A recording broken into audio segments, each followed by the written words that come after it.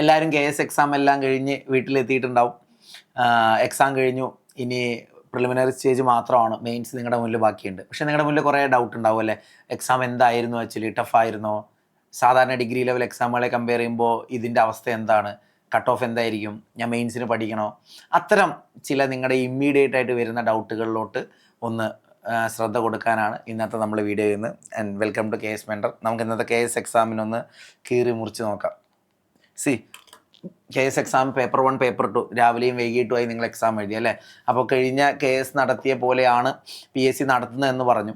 അതുകൊണ്ട് തന്നെ number of questions ഓരോ സബ്ജക്റ്റിൽ നിന്ന് നിങ്ങൾ എക്സ്പെക്ട് ചെയ്തതും മോറോലെസ് അതൊക്കെ തന്നെയായിരിക്കും. ആൻഡ് എക്സാമിന് ഇന്ന് സംഭവിച്ചതും ഒരു മാറ്റമില്ല. ഹിസ്റ്ററിയിൽ നിന്ന് 40 ചോദ്യമാണ് കഴിഞ്ഞ KSന് വന്ന്. ഇത്തവണയും Kerala history 10, modern India 5, ancient 4, മിഡിയവൽ 1, world history 10, cultural heritage 10, അങ്ങനെ 40 മാർക്ക്. അതായത് കഴിഞ്ഞ കൊല്ലത്തെ ഏകദേശം അതേ ഒരു ഡിസ്ട്രിബ്യൂഷൻ തന്നെയാണ് ഇത്തവണയും നന്ന്. പൊളിറ്റി 30 മാർക്കിന് വന്നു, maths 15 mark, geography 15 mark. Paper 2ലോട്ട് വരുവാണെങ്കിൽ എക്കണോമിൻ്റെയും സയൻസ് ആൻഡ് ടെക്കിൻ്റെ ഇടയിലുള്ള ഡിസ്ട്രിബ്യൂഷൻ വീണ്ടും 50 തന്നെ തുടരുന്നു. 29, 21 രീതിയിൽ നിന്നു. 30, 20 ആയിരുന്നു, 29, 21, ഒരു ചോദ്യം അങ്ങോട്ടും ഇങ്ങോട്ടും ഫ്ലിപ്പ് ചെയ്തു, അത്രേ ഉള്ളൂ. ഇംഗ്ലീഷ് 20, മലയാളം 30. സോ 200 മാർക്ക് 2 പേപ്പറും കൂടെ അല്ലേ? ഇനി ചോദ്യങ്ങളിലോട്ടൊന്ന് ഇറങ്ങി ചെന്ന് കഴിഞ്ഞാൽ സ്റ്റേറ്റ്മെൻറ്റ് ചോദ്യങ്ങളുടെ എണ്ണത്തിൽ വലിയ വർധനവോ അല്ലെങ്കിൽ കാര്യമായിട്ടുള്ള വ്യത്യാസങ്ങളൊന്നും ഇത്തവണത്തെ KS എക്സാമിന് നടന്നില്ല. ഹിസ്റ്ററിയിൽ നിന്ന് 30 ചോദ്യം സ്റ്റേറ്റ്മെൻറ്റ് വന്നു. പക്ഷേ ഇത്തവണ കാണാൻ കഴിഞ്ഞൊരു ട്രെൻഡ്, സ്റ്റേറ്റ്മെൻറ്റ് അല്ലാത്ത ചോദ്യങ്ങളിൽ PSC കൂടുതൽ MCQ, സിമ്പിൾ MCQ എന്ന് മാറിയിട്ട് മൾട്ടിപ്പിൾ MCQ ചോദിച്ചു തുടങ്ങുന്നു, എണ്ണം കൂടുന്നു, അല്ലെങ്കിൽ മാച്ചിങ് പേഴ്സിൻ്റെ എണ്ണം കൂട്ടുന്നു. ഇനി സ്റ്റേറ്റ്മെൻറ്റിലോട്ട് വന്നാൽ തന്നെ നിങ്ങൾക്ക് റീസൺ അസേഷൻ ചോദ്യങ്ങൾ മിക്കവാറും ഒന്നിലധികം സബ്ജക്റ്റുകളിൽ ചോദിച്ചു കണ്ടു. അതുപോലെ തന്നെ സ്റ്റേറ്റ്മെൻറ്റ് ചോദ്യങ്ങൾ തന്നെ ഇത്തവണ UPSC ഇൻട്രൊഡ്യൂസ് ചെയ്ത ഒരു ടൈപ്പ് ഓഫ് സ്റ്റേറ്റ്മെൻറ്റ് ചോദ്യമുണ്ട്. അതിനോട് സാമ്യത തോന്നുന്ന രീതിയിൽ ഒരു തരം ചോദ്യങ്ങൾ വന്നു. സ്റ്റേറ്റ്മെൻറ്റ് തന്നിട്ട് അത് ബേസ് ചെയ്തുകൊണ്ട് തുടർന്ന് വരുന്ന 2-3 സ്റ്റേറ്റ്മെൻറ്റുകൾ അനലൈസ് ചെയ്യാൻ.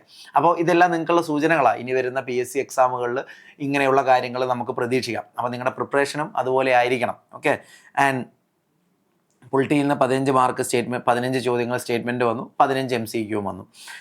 ജിയോഗ്രഫി 2 ചോദ്യം വന്നാൽ കൂടുതൽ MCQ തലത്തിലോട്ടാണ് ഇത്തവണ നിന്ന്. സോ ഒരു ബാലൻസിങ് പേപ്പർ 1 സംഭവിച്ചിട്ടുണ്ട്. മാക്സും 13 ഒരു MCQ മോഡലിലുള്ള അല്ലെങ്കിൽ മാച്ച് ദ പെയർ മോഡലിലുള്ള ജിയോഗ്രഫിയും കൂടെ വരുമ്പോൾ പൊളിറ്റിയിലും ഹിസ്റ്ററിയിലും വന്ന സ്റ്റേറ്റ്മെൻറ്റ് ചോദ്യങ്ങളുടെ എണ്ണത്തിൽ ഇത് ബാലൻസ് ചെയ്ത് കളഞ്ഞു. ആൻഡ് ഇപ്പുറത്തോട്ട് വന്നു കഴിഞ്ഞാൽ പേപ്പർ 2ലോട്ട് വന്നു കഴിഞ്ഞാൽ എക്കണോമിയിൽ നിന്ന് 17, സയൻസ് ആൻഡ് ടെക്കിൽ നിന്ന് 12 സ്റ്റേറ്റ്മെൻറ്റ് ചോദ്യം വന്നു. പിന്നെ ഇംഗ്ലീഷും മലയാളം അവിടെ നിൽക്കുന്നു സ്റ്റേറ്റ്മെൻറ്റ് അല്ലാതെ. അപ്പോൾ അതും ബാലൻസായി എന്ന് വേണം കരുതാൻ. അതായത് ഇൻ ടോട്ടൽ വലിയ സ്റ്റേറ്റ്മെൻറ്റ് ചോദ്യം കൂടിയത് കൊണ്ട് ആർക്കും ബുദ്ധിമുട്ട് സംഭവിച്ചിട്ടില്ല പരീക്ഷകളിൽ. അതുപോലെ തന്നെ ചോദ്യത്തിലെ കൺസെപ്ഷ്യൽ ഏരിയ നമ്മൾ നോക്കുന്ന സമയത്ത് കൺസെപ്ഷ്യൽ ഏരിയകളുടെ എണ്ണം പേപ്പർ 1 എടുത്ത ഹിസ്റ്ററിയിൽ അപ്പോൾ അതുപോലെ തന്നെ എണ്ണം കുറവാണ്, 15. പക്ഷേ 5 എണ്ണം. ആൻഡ് പൊളിറ്റിയും ജിയോഗ്രഫിയും നേരെ ഫ്ലിപ്പ് ചെയ്തു. ജിയോഗ്രഫി 10 എണ്ണം കൺസെപ്റ്റ് അറിഞ്ഞാൽ മാത്രം നിങ്ങൾക്ക് ചെയ്യാവുന്ന ചോദ്യങ്ങളായിരുന്നു.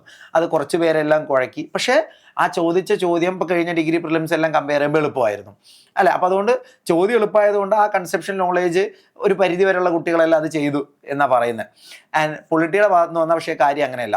കുറച്ച് നല്ല കൺസെപ്ഷൻ ചോദ്യങ്ങൾ വന്നു. ഡിഗ്രി പ്രിലിംസ് കഴിഞ്ഞ സമയത്ത് ഞാൻ പറഞ്ഞത് ഇതായിരിക്കില്ല PSC ചോദ്യം നിങ്ങൾ KSന് എക്സ്പെക്ട് ചെയ്യേണ്ടത്. അത് തന്നെ സംഭവിച്ചു. കുറച്ച് ബുദ്ധിമുട്ടുള്ള ചോദ്യങ്ങൾ തന്നെ പൊളിറ്റിയുടെ ഭാഗത്ത് നിന്ന് വന്നു. ഇപ്പോൾ നിങ്ങൾ ഫണ്ടമെൻ്റൽ റൈറ്റ് എന്ന് ചോദിച്ച ചോദ്യവും ആൻഡ് ഈവൻ ഫണ്ടമെൻ്റൽ ഡ്യൂട്ടിയിൽ നിന്നൊരു ചോദ്യം ചോദിച്ചു. അതിൽ പലരും ഫണ്ടമെൻ്റൽ ഡ്യൂട്ടി എന്ന് പോലും മനസ്സിലാക്കിയിട്ടുണ്ടാവില്ല. പക്ഷേ ചില ആൾക്കാരെങ്കിലും നമ്മളെ ഫണ്ടമെൻ്റൽ ഡ്യൂട്ടി ഡിസ്കസ് ചെയ്യുന്ന സമയത്ത് ആ കോമ്പോസിറ്റ് കൾച്ചർ എന്താണ്, ഇന്ത്യയുടെ കോമ്പോസിറ്റ് കൾച്ചർ എന്ന രീതിയിലുള്ള ആസ്പെക്റ്റിലോട്ട് ഡിസ്കഷൻ പോയിട്ടുണ്ടായിരുന്നു.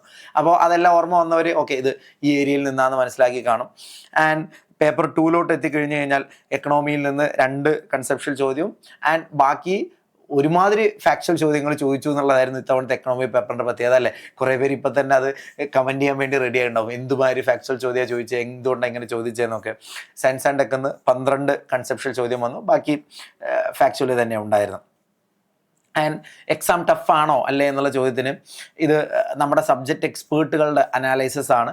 അപ്പോൾ നമ്മുടെ കുട്ടികളിൽ നിന്നുള്ള ഫീഡ്ബാക്ക് കൂടെ ചേർത്താണ് ഞാനിത് പറയുന്നത്. ഹിസ്റ്ററി നിങ്ങൾ എടുക്കുകയാണെങ്കിൽ കേരള ഹിസ്റ്ററി ഓൾമോസ്റ്റ് സിമിലർ ആണ്. കഴിഞ്ഞ ഡിഗ്രി തല എക്സാമുകൾ നോക്കുമ്പോൾ അതോട് സാമ്യതയുള്ള ടഫ്നെസ് തന്നെ ഇവിടെയുള്ളൂ. Modern India history comparatively easy ആയിരുന്നു.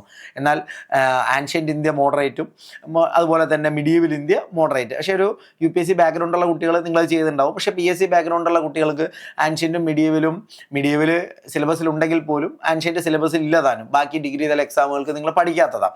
അപ്പോൾ അത് നിങ്ങൾ പഠിച്ചിട്ടില്ലെങ്കിൽ നിങ്ങൾക്ക് അത് ടഫായിട്ടുണ്ടാവും. അല്ലാത്ത പക്ഷേ അതെന്നുള്ള ചോദ്യത്തിൻ്റെ സ്റ്റാൻഡേർഡ് മോഡറേറ്റ് തന്നെയായിരുന്നു. പക്ഷേ വേൾഡ് ഹിസ്റ്ററിയും കൾച്ചറൽ ഹെറിറ്റേജും കുറച്ച് ടഫായിരുന്നു. Especially world history. ഇപ്പോൾ നിങ്ങൾ യൂറോപ്പിൻ്റെ മാപ്പ് റീഡ്രോ ചെയ്തതിനെക്കുറിച്ചും നാഷൻഹുഡിനെ കുറിച്ച് ചോദിച്ച ചോദ്യമെല്ലാം കുറച്ച് ആഴത്തിലുള്ളതായിരുന്നു, അല്ലെങ്കിൽ പൊതുവേ നമ്മൾ പഠിക്കാത്ത തരം ചോദ്യങ്ങളായിരുന്നു അല്ലേ.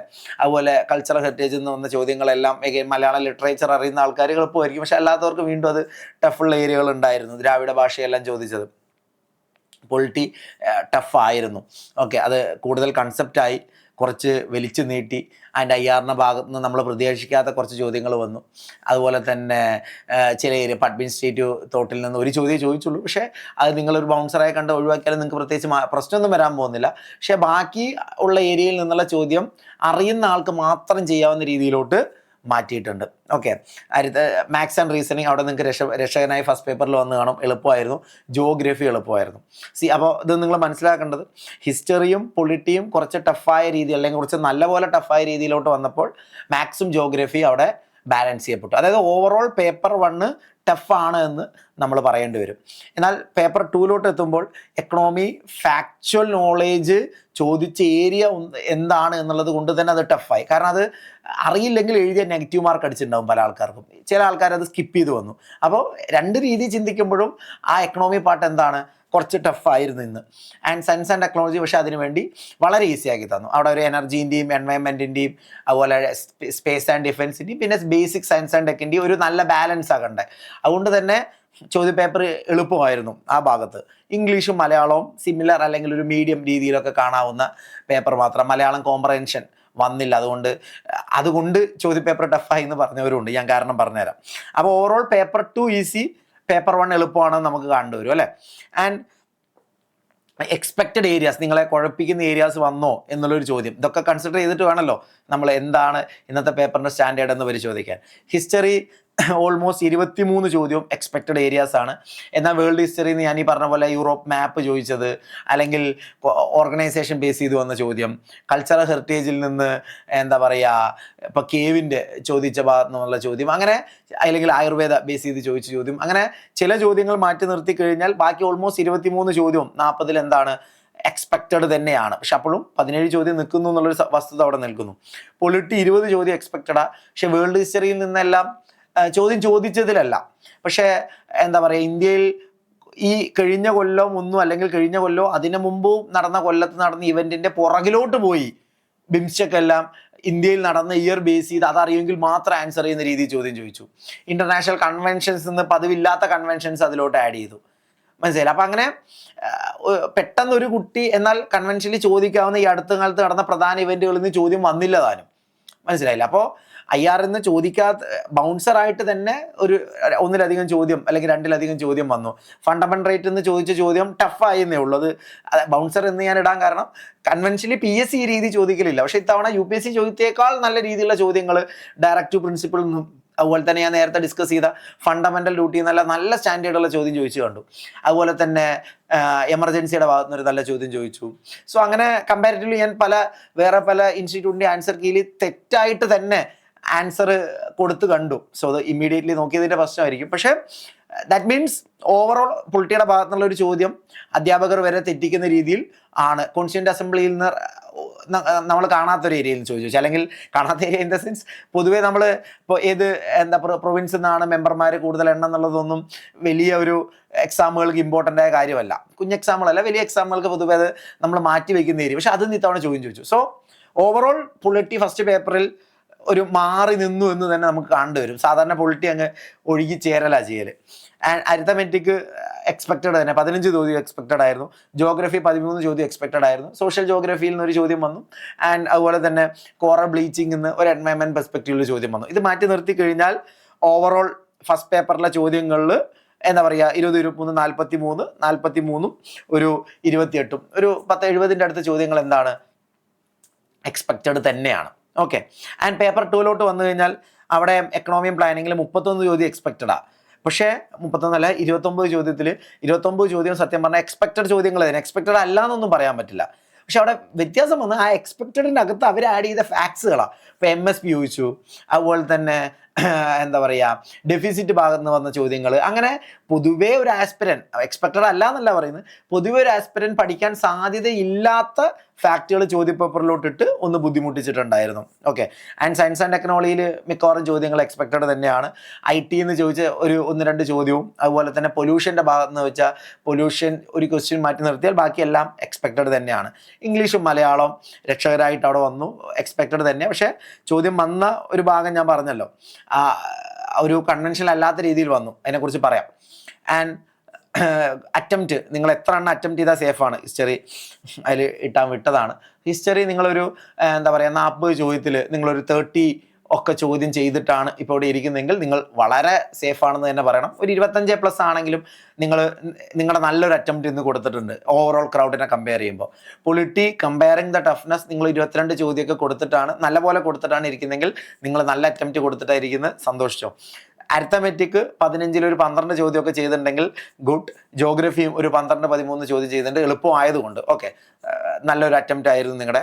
പേപ്പർ 2 വരുമ്പോൾ എക്കണോമി ഒരു 15 എണ്ണം ചെയ്താലും നിങ്ങൾക്ക് സമാധാനിക്കാം. സയൻസ് ആൻഡ് ടെക് ഒരു 15 എണ്ണം, ഇംഗ്ലീഷും 17 എണ്ണം, മലയാളം ഒരു 30-ൽ നിങ്ങളൊരു 25 ചോദ്യമൊക്കെ ചെയ്തിട്ടുണ്ടെങ്കിൽ നിങ്ങൾക്ക് സമാധാനിക്കാം. ഹിസ്റ്ററി മലയാളം അവിടെ ഇടാൻ ഇറേസ് ആയി പോയതാണ്. സോ ഈ ഒരു 25 ചോദ്യമൊക്കെ മലയാളം ചെയ്തിട്ടുണ്ടെങ്കിൽ നിങ്ങളിപ്പോൾ നല്ല അറ്റംപ്റ്റ് കൊടുത്തിരിക്കുവാണ്, നിങ്ങൾക്ക് സമാധാനിക്കാം. നിങ്ങൾ ആൻസർ കീ വെച്ച് നോക്കിയിട്ടുണ്ടെങ്കിൽ അതൊന്ന് കമ്പയർ ചെയ്തോ.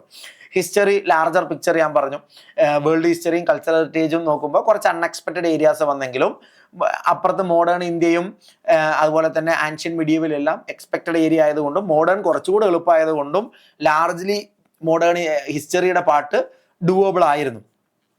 പൊളിറ്റി വരുമ്പോൾ നേരത്തെ പറഞ്ഞ പോലെ ആ ഒരു ഇപ്പോൾ ഫണ്ടമെൻ്റൽ റൈറ്റ് പറയുമ്പോൾ തന്നെ ആർട്ടിക്കിൾ 21 കുറച്ച് കേസിലോ ചോദിച്ചു.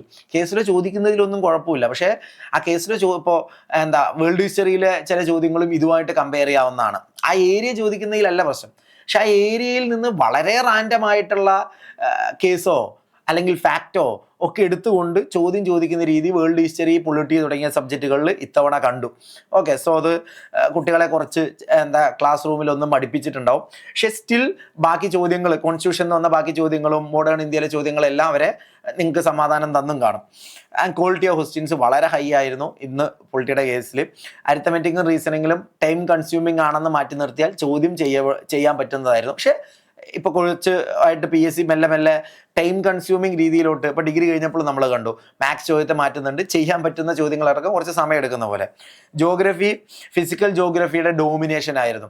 Indian geography, Kerala geography, social geography ഒക്കെ ഇതിൻ്റെ അടിയിലോട്ട് പോയി. 13 ചോദ്യം ഇന്ത്യ ഫിസിക്കൽ ജോഗ്രഫിയിൽ നിന്നും, ഒരു കേരള ജോഗ്രഫി ചോദ്യം, ഒരു സോഷ്യൽ ജോഗ്രഫിയിലെ ചോദ്യം, ഇങ്ങനെയായിരുന്നു വന്നത്. പിന്നെ എൻവയൺമെൻറ്റ് ജോഗ്രഫിയായിട്ട് ബന്ധപ്പെടുത്താവുന്ന ചോദ്യം ഉണ്ടായിരുന്നു. ആൻഡ് അതുപോലെ തന്നെ ബേസിക്സും ഫണ്ടമെൻ്റൽ അണ്ടർസ്റ്റാൻഡിങ് ഉണ്ടെങ്കിലും ചെയ്യാൻ പറ്റുന്ന ചോദ്യങ്ങൾ. അതാണ് ഞാൻ നേരത്തെ പറഞ്ഞ ജോഗ്രഫി ഓൾറെഡി ഈസി ആണെന്ന് നമ്മൾ കണ്ടു. എക്കണോമി ആൻഡ് പ്ലാനിങ് പേപ്പർ 2 വന്നു കഴിഞ്ഞാൽ ടു മച്ച് ഫാക്ച്വൽ ചോദ്യം.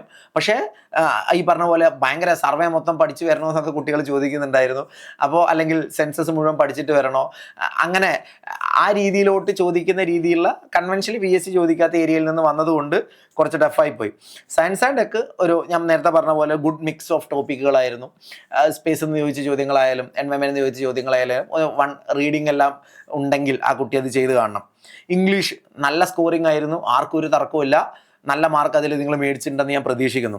മലയാളം കോംപ്രഹെൻഷൻ ചോദ്യം ചോദിച്ചില്ല, അതുപോലെ തന്നെ ചില എക്സ്പെക്റ്റഡ് ചോദ്യങ്ങൾ, ഇപ്പോൾ ഭരണഭാഷയിൽ നിന്നെല്ലാം ചോദിച്ച ചോദ്യങ്ങൾ എല്ലാവർക്കും ഒന്നും ചെയ്യാൻ കിട്ടണമെന്നില്ല. കാരണം നമ്മൾ ഡെയിലി ഉപയോഗിക്കുന്ന കാര്യമല്ലല്ലോ. കഴിഞ്ഞ തവണയാണ് ഭരണഭാഷ എന്ന് ചോദിച്ച ചോദ്യം കോംപ്രഹെൻഷൻ ബേസ് ചെയ്തുമായിരുന്നു. അപ്പോൾ അങ്ങനെ ചില അൺഎക്സ്പെക്റ്റഡ് ഏരിയാസ് മാറ്റി നിർത്തിയാൽ മലയാളം ചോദ്യങ്ങളും ഒരു 5 ചോദ്യമൊക്കെ മാറ്റി നിർത്തിയാൽ ബാക്കി എല്ലാം ചെയ്യാൻ പറ്റുന്ന ചോദ്യങ്ങൾ തന്നെ ആയിരുന്നു. അപ്പോൾ ഒരു ഓവറോൾ പിക്ചർ ഞാൻ പറഞ്ഞ പോലെ പേപ്പർ 1 ഈസിയർ അല്ല, ടഫർ ആയിരുന്നു കമ്പയർ ടു പേപ്പർ 2. പക്ഷെ അവിടെ MEM ഒരു സീവിയർ ആയിട്ടൊന്ന് വന്നിട്ടുണ്ട്.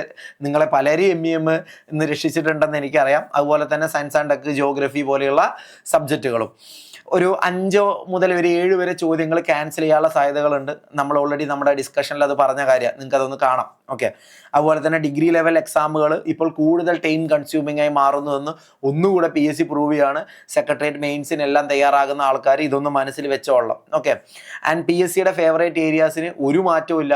ഇത്തവണയും അക്രോസ് ദ സബ്ജക്റ്റുകൾ പി എസ് സിയുടെ ഫേവറേറ്റ് ഏരിയാസ് അവിടെ നിലനിർത്തിക്കൊണ്ട് തന്നെയാണ് ബാക്കി ബൗൺസേഴ്സ് ആഡ് ചെയ്തത്. നിങ്ങൾ ആ എക്സ്പെക്റ്റഡ് ഏരിയാസിലെ നമ്പർ നോക്കിക്കഴിഞ്ഞാൽ മനസ്സിലാവും ആ ഏരിയാസ് അവിടെ തന്നെ നിലനിൽക്കുന്നു.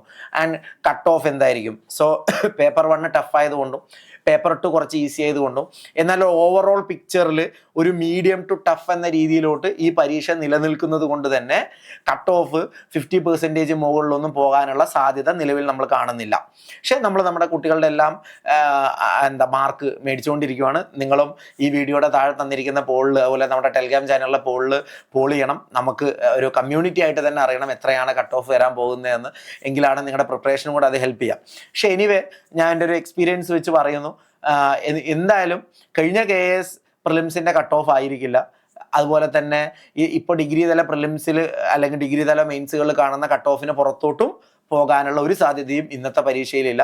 വേക്കൻസി എന്നുള്ളൊരു ഫാക്ടർ അവിടെ നിലനിർത്തിക്കൊണ്ട് തന്നെ, പക്ഷെ PSC യുടെ ഒരു പൊതു രീതി വെച്ച് മാക്സിമം പേരെ അവർ മെയിൻസ് എഴുതിക്കാൻ ശ്രമിക്കലുണ്ട്. അതുകൊണ്ട് കട്ട് ഓഫ് എന്താ പറയുക, ഒരു 50% എല്ലാം മാർക്ക് മേടിക്കുന്ന ആൾക്കാർ ഷുവറായിട്ടും, എന്നാൽ ഒരു 40% 2 പേപ്പറും കൂടെ ചേർത്തിട്ടാട്ടോ പറയുന്നത്, 40% എങ്കിലും മാർക്ക് ഇപ്പം മേടിച്ചിട്ടുള്ള ആൾക്കാർ നിർബന്ധമായും നിങ്ങളുടെ മെയിൻസിൻ്റെ പ്രിപ്പറേഷൻ സ്റ്റാർട്ട് ചെയ്യണം. ഓക്കെ. മെയിൻസ് എഴുത്ത് പരീക്ഷയാണ്, ഇതേ സിലബസ് തന്നെയാണ്. പഠിച്ച കാര്യങ്ങളെ ഒരു ഡിസ്ക്രിപ്റ്റീവ് പേപ്പറിലോട്ട് എഴുതാനുള്ള ഒരു സ്കില്ല് നിങ്ങൾ ഡെവലപ്പ് ചെയ്തെടുക്കണം. അത് വേറെ തന്നെ ഒരു സ്കില്ലാണ്. അപ്പോൾ KS മെൻറ്ററിൻ്റെ വെബിനാറിൻ്റെ ഡീറ്റെയിൽസ്, എങ്ങനെ ഇതിനെ അപ്രോച്ച് ചെയ്യണം എന്ന രീതിയിൽ ഒരു വെബിനാർ വരുന്ന വീക്കുകളിൽ നമ്മൾ നടത്തുന്നുണ്ട്. അതിൻ്റെ ഡീറ്റെയിൽസും ഈ വീഡിയോയുടെ താഴെ നിങ്ങൾക്ക് കാണാം. അതിൽ പങ്കെടുക്കുക. അപ്പോൾ നമുക്കൊന്ന് ഡിസ്കസ് ചെയ്യാം എങ്ങനെ ഇതിനെ നിങ്ങൾ അപ്രോച്ച് ചെയ്യണം എന്നുള്ള കാര്യം. ഓക്കെ. അപ്പോൾ ഞാൻ വീണ്ടും ഓർമ്മിപ്പിക്കുന്നു, ഒരു 40% മുതൽ 50% വരെ മാർക്ക് മേടിച്ച ആൾക്കാർ ഒരു തരത്തിലും പ്രിപ്പറേഷൻ തുടങ്ങാതിരിക്കാൻ പാടില്ല. ഒരു ദിവസം ബ്രേക്ക് എടുത്ത് അല്ലെങ്കിൽ ഒരു 2 ദിവസം ബ്രേക്ക് എടുത്ത് നിങ്ങൾ ഫുൾ ഫ്ലെഡ്ജ് ആയിട്ട് പ്രിപ്പറേഷൻ തുടങ്ങണം. Okay. So all the best. നിങ്ങൾക്ക് നല്ലൊരു എക്സ്പീരിയൻസ് ആയിരുന്നു എന്ന് ഞാൻ വിചാരിക്കുന്നു ഈ ഒരു KS എക്സാം. ആൻഡ് KS മെൻറ്ററിൻ്റെ കുട്ടികൾ നമ്മളെ വിളിച്ചുകൊണ്ടിരിക്കുന്നുണ്ട്. നിങ്ങൾ നല്ല പെർഫോമൻസ് കൊടുത്തതിൽ ഞങ്ങൾ സന്തോഷിച്ചിരിക്കുകയാണ്. നമുക്ക് മെയിൻസിന് വീണ്ടും കാണാം. ആൻഡ് ബാക്കി കമ്മ്യൂണിറ്റി നിങ്ങളെല്ലാവരും വെൽക്കം ചെയ്യാണ്. KSൻ്റെ മെയിൻസ് ക്ലാസ് നമ്മൾ സ്റ്റാർട്ട് ചെയ്യാൻ പോവുകയാണ് ബൈ നെക്സ്റ്റ് വീക്സ് തന്നെ. സോ ഡോണ്ട് ഫർഗെറ്റ്, നമുക്കിവിടെ കാണാം. ഓക്കെ. All the best.